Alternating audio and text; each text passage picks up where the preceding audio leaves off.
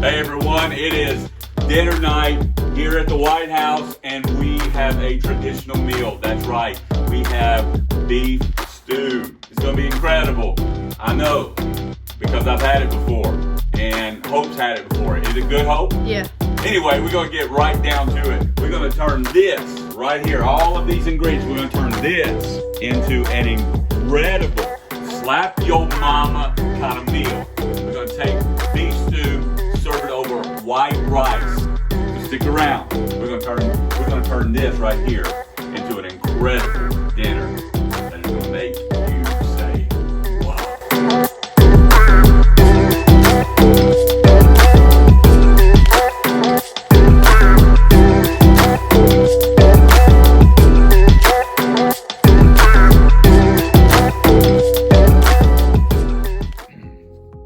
Okay everyone, so what we're going to do is we're going to take this roast right here. This is a chuck roast, and we're going to transform this into a meal that is going to be incredible. And it's going to be really, really good, really hearty. I'm talking like incredible. And we have all of our ingredients here. Water. You have your kitchen bouquet, just very little bit. That's really for coloring, really. And then have your carrots, and you have potatoes, have some oil, flour, AP flour, that's all-purpose flour.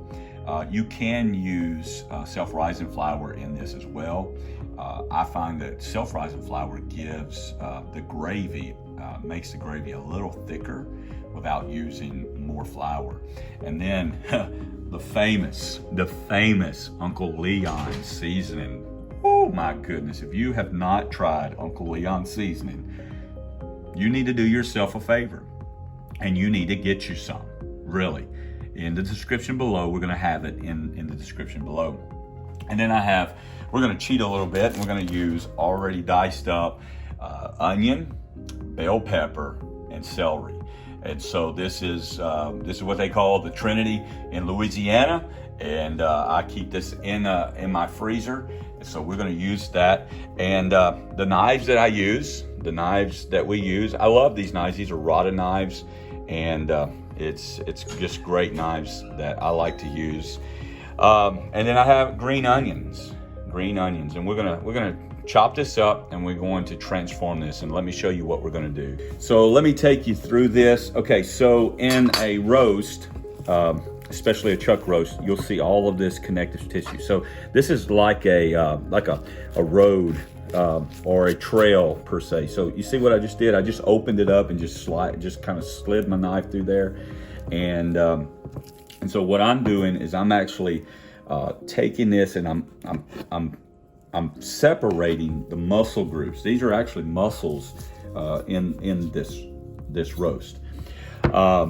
And so the reason I'm doing this is because it helps me just make better stew pieces. I call it stew pieces. It just makes it easier for me to cut it up into cubes.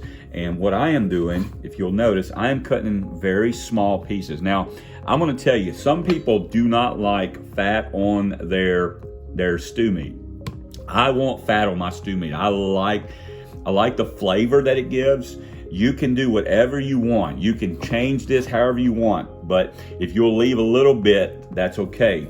I know my wife and my daughter, they really don't care. They really don't care about having a fatty piece of meat in their stew. That's okay. That's left for me, and I eat it. Okay? All right.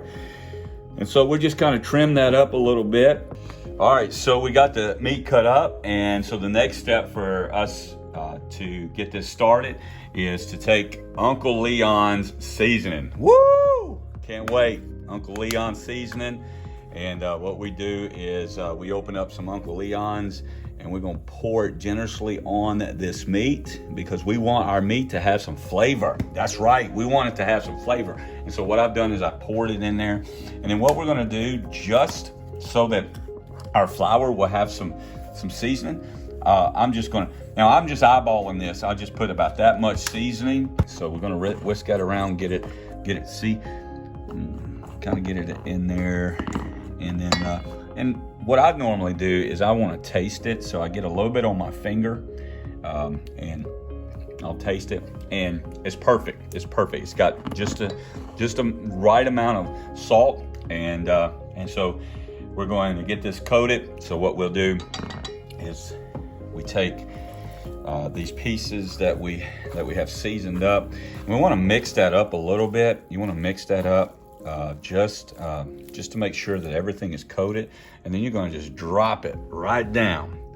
That's right, just drop it. Just drop it, drop it, drop it, drop it. Drop it like it's hot, I guess. I don't know.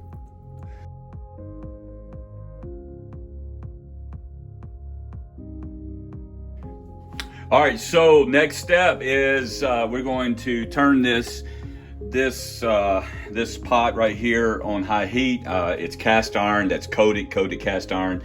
My pot, it's just been cooked on so much that there's a little bit of tan line in there. Hey, when you're hot and get out in the sun a lot, you get tan lines. That's exactly what this pot has done. It's gotten some tan lines, folks.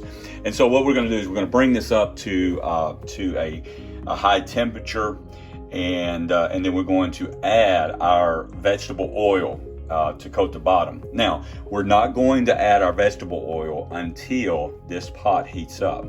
And the reason that we're going to do that is when you're cooking on cast iron and even ceramic coated cast iron, one of the best things that you can do is let your cookware heat up, then add your oil, which helps with the non-stick surface. It helps so much. I'm telling you, I've been cooking on cast iron. I've got this Lodge skillet here. I cook on it quite often. I have these cast irons. I love cooking on cast iron, and just over the years, I've learned that when you let your pan heat up, then put your oil in, it's better at being non-stick. It's just want to throw that out there for you that care, and some of you really don't care. I know some of you probably don't care, and you're probably thinking, why is he even sharing that with us? I don't know. I really don't know. I don't know. I'm just sharing with you some things that I thought that you needed to know. Okay, so it's getting pretty hot. Now, don't take your finger and stick it on the pan. That's just not a good idea. But what you do want to do is you want to just kind of put your hand down there like I'm doing. Oh yeah, that's getting warm. So what we're going to do is we're going to take 1/4 cup of vegetable oil, and we're going to stick it right. We're just going to pour it. Look at there, that pan. See what that pan's doing? And we're just going to, now what I like to do is I like to use a wooden spatula, and I love to do that. Okay, and so what we're going to do is just move it around, and I'm going to turn this heat down. I'm going to turn it down to about 8, and then I'm going to take my battered stew meat. Oh yeah, look at that. Look at what it's doing, y'all. Look. Oh my goodness. Look at what it's doing, y'all. And so I'm just going to stick it in there. Now what I'm doing is I'm not really worried at this point. I want it to just cook down. I want it to create a roux. And so what I am doing, actually I'm going to turn this heat down to about 6, just so it'll cook good and slow, and we won't burn it. Because I don't want to burn the meat. That's not what I'm after. I'm not wanting to burn it. I want it to be just browned. And so we're browning this. And what we're doing is we're not only browning the meat, we are making a roux. And all that store-bought roux, yeah, that's okay. That's okay. You can get all the store-bought stuff that you want. But there is nothing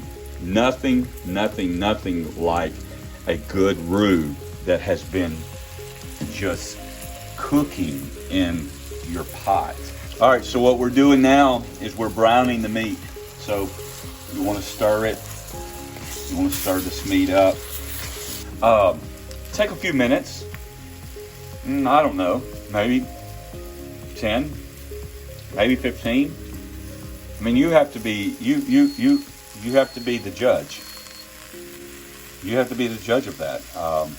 You know, I want my meat to look just like that right there. I want it to look like that, because then your roux, your gravy will look incredible. We've been browning for about 8 minutes, 7-8 minutes, and we're about ready to go to the next step. And so this is what I do. So the next step is to take a cup of our vegetables. That's onion, celery, and then there is bell pepper, red and green bell pepper. And I'm gonna take two. We're gonna take 2 cups, and we're gonna sprinkle that in, and we're gonna let that cook. We're gonna stir that up. All right. So my next step is I forgot to tell y'all that I do put fire roasted diced tomatoes in my stew. Some people like this, some people don't. I like it because the acid in the tomatoes actually help balance this stew out. It really does, and it just makes it taste better. So now what we're going to do is we're about to make some magic happen.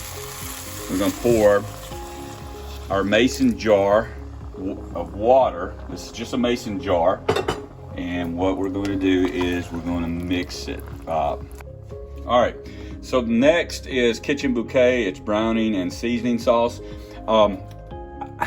I'm really not sure if it enhances the flavor or not. I put this in because it actually helps with the color. So I put in about a tablespoon. I'm just gonna pour that in, and then I'm gonna show you what this does. Okay, so I'm gonna mix that around. Look at the color. You see the color, it's just changed. Now it just really brown and beautiful, like, oh man, it's just, Now, because I cut the meat up, I can go ahead and do something that you normally wouldn't do if you left a whole roast in here. Because I cut the meat up, guess what we're gonna do? Yep, that's right. We're gonna walk right over here, and we're gonna get those carrots in there. And we like to slice our carrots up. And I like my carrots on the soft side, really. Oh goodness, look at that. Oh, you know, thick stews like this kind of remind me of, you remember the Smurfs, the cartoon The Smurfs, and Gargamel was always cooking a stew in his house, and it was like a potion or something. That's kind of what this reminds me of. And so we're going to let this cook for about 1 hour, and then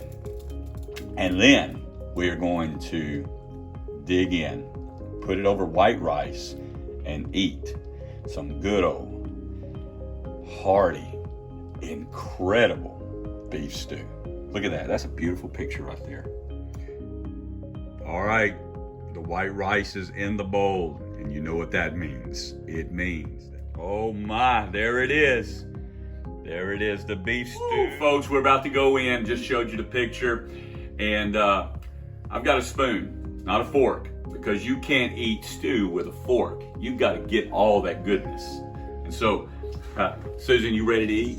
So ready. You ready? I know. She's been waiting for this. Hurry up. She's hurrying. So hey, let's jump right in. Look at this. Look how beautiful. Okay, we already showed you the picture.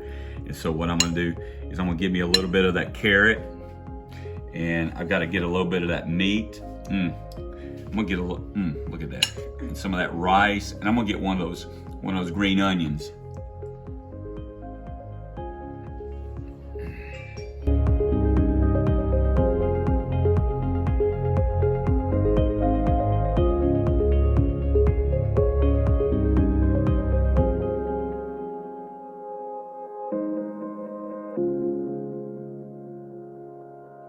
It's horrible, huh? Oh my goodness. Oh my goodness. That is beef stew right there. I mean, oh goodness gracious. Get some of that tomato, that fire roasted tomato. Oh man, look at that. I'm telling you, it's awesome. Woo! It is awesome. Hey, don't forget to subscribe. I'm ready. I'm about to jump into this, eat the rest of it. But don't forget to subscribe. Hey, and show us some love. Tell us what you like about this video and all that good stuff, and share it with your friends. I hope you had fun watching this. I hope you had as much fun watching it as I did videoing it. Take care. God bless. And I'm going to eat some more food.